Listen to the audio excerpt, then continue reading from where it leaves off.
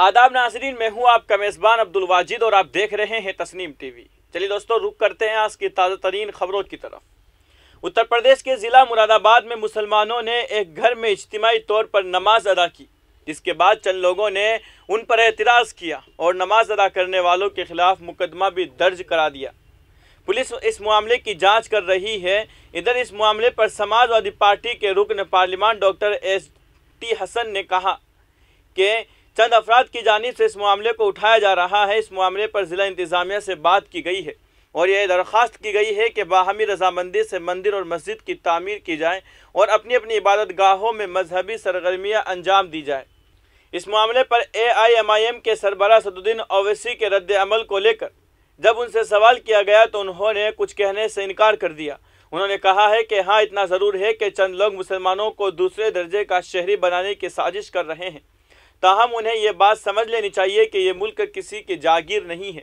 ये मुल्क तमाम हिंदुस्तानियों का है और इस मुल्क के बाशिंदे होने के नाते सबके हुकूक यकसा है। जब उनसे हाल में कांग्रेस पार्टी के अलविदा कहने वाले रहनुमा गुलाम नबी आज़ाद के मुतल्लिक सवाल किया गया तो उन्होंने जवाब में कहा कि वो पहले से ही बाखबर थे कि ऐसा होने वाला है।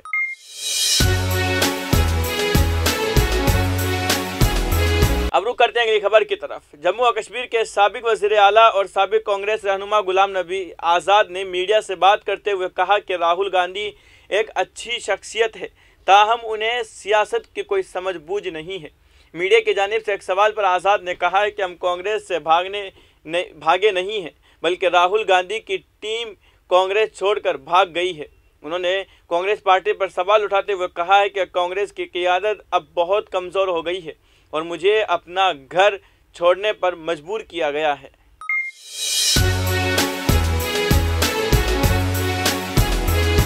अब रुक करते हैं अगली खबर की तरफ। दिल्ली की एक अदालत ने पीर को नेशनल स्टॉक एक्सचेंज के साबिक चीफ एग्जीक्यूटिव ऑफिसर चितराम कृष्णा की मनी लॉन्ड्रिंग और मुलाजिमीन के फ़ोन टैपिंग के गैर कानूनी तौर पर जासूसी के मामले में ज़मानत की दरख्वास्त मुस्तरद कर दी।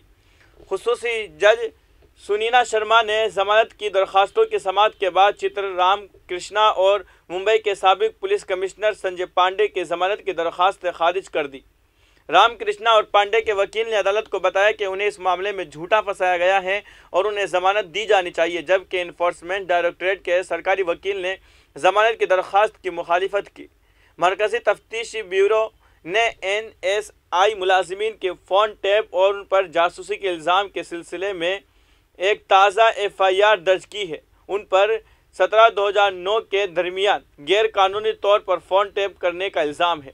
तहकीकात एजेंसी ने NSI के साबिक सरबराह चितराम कृष्णा, रवि नारायण और मुंबई के साबिक कमिश्नर और Indian police service IPS Sanjay Pandey को NSI हुकाम के गैर कानूनी फ़ोन टैपिंग और दीगर बेज़ाबतगियों के लिए FIR में नामजद किया है।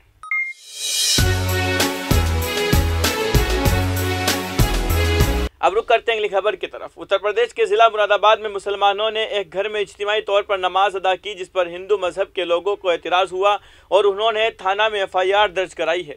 हिंदू फरीक का कहना है कि दोनों फरीक के माबैन इससे कबल एक समझौता हुआ था और घर में इज्तिमाई तौर पर नमाज अदा करना इस समझौते की खिलाफ वर्जी है।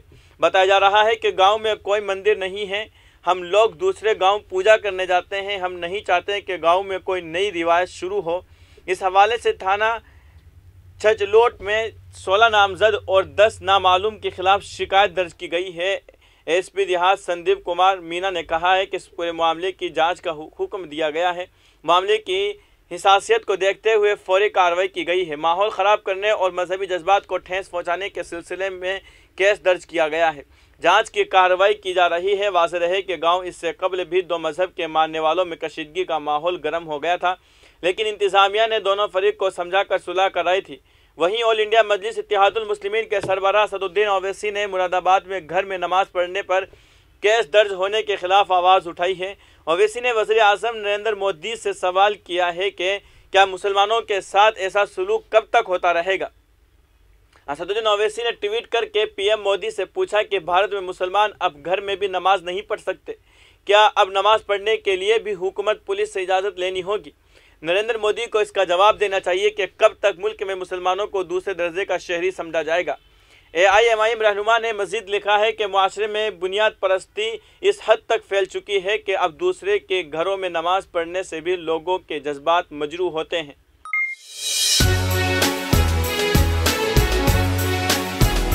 अब रुक करते हैं अगली खबर की तरफ। इराक के शिया मजहबी रहनुमा मुक़्तदिर सदर ने ऐलान किया है कि वो सियासी ज़िंदगी को तर्क कर रहे हैं और अपने सियासी दफातर को बंद कर रहे हैं। उनका ये इक़दाम मुल्क में मज़ीद कशीदगी को हवा दे सकता है।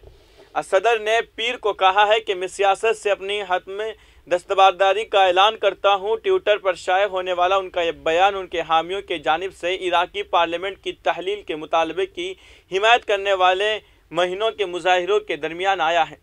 सदर ने अपने बयान में सियासी मुखालिफिन की तनकीद करते हुए कहा है कि उन्होंने इस्लाहात के लिए हमारे मुतालबात को तस्लीम नहीं किया।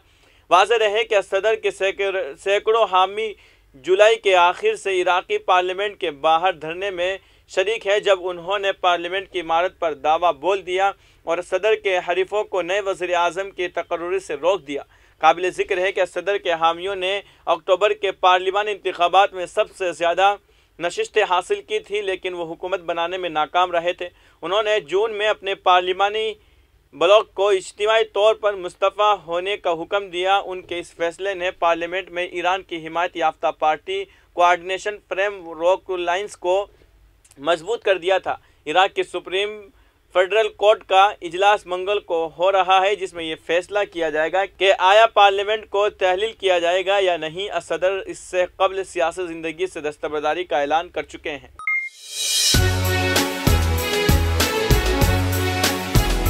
अब रुक करते हैं अगली खबर की तरफ। मुल्क के हालात के पेश नज़र बनारस के तमाम मकतूबा फ़िक्र के उलमाए किराम का मुत्तहिदा तौर पर उम्मत मुस्लिमा की क़ियादत और रहनुमाई के फ़राइज़ अंजाम देने पर इदारान इस्लाम के दरमियान इख्तिलाफी मसाइल को नज़रअंदाज करते हुए मुमकिना हद तक इत्तिहाद और यकजहती की फ़िज़ा हमवार करने और भारत की सालमियत और तरक्की के लिए बक़दर इस्तिताअत कोशिश करने और दीगर मसाइल को हल करने के लिए मुत्तहिदा उलमा कौंसल बनारस का बाज़ाब्ता क़ियाम अमल में लाया गया है। मुस्लिम मुसाफिर खाना दाल मंडी में हुई इस मीटिंग के सदारत मौलाना गुलाम नबी ज़ियाई ने फरमाई, जिसमें तबादला ख्याल करते हुए मुत्तफ़िका तौर पर यह तय पाया गया कि 11 सितंबर बरोज़ इतवार को बाद नमाज ज़ोहर मुस्लिम मुसाफिर खाना दाल मंडी के कॉन्फ्रेंस हॉल में एक तारुफ़ी इजलास आम मुनक़्क़द किया जाएगा और इसके बाद शहर के मुख्तलिफ इलाकों में भी तारुफ़ी इजलास मुनक़्क़द किए जाएंगे। साथ ही बनारस में दरियाए गंगा के तग़यानी और मुसलसल ख़तरे के निशान से ऊपर बहने से मौजूदा सैलाब की सूरत हाल के मद्देनज़र सैलाब मुतासरीन में ज़रूरी सामानों की तक़सीम और मुफ्त मेडिकल कैंप वगैरह के इनेकाद का भी फ़ैसला लिया गया है। इस मौके पर दीगर हाज़रीन में मुफ्ती शहर बनारस मुफ्ती अब्दुल बातिन नौमानी, मौलाना अब्दुल्ला नासिर कासमी, मौलाना ज़ियाउर रहमान क़ादरी, मौलाना मोहम्मद वलीउल्लाह आरिफुल क़ादरी, मौलाना शमीम अहमदुल हुसैनी, मौलाना इश्तियाक अली, अमीनुद्दीन, सलमान शाहिद, गुफरान नजीब और बशीर अहमद वगैरह मौजूद रहे। फ़िलहाल की खबरों में इतना ही। मुल्क और गैर मुल्क की तमाम बड़ी खबरें जानने के लिए देखते रहिए तस्नीम TV। आपके मेज़बान अब्दुल वाजिद के साथ। अल्लाह हाफिज़।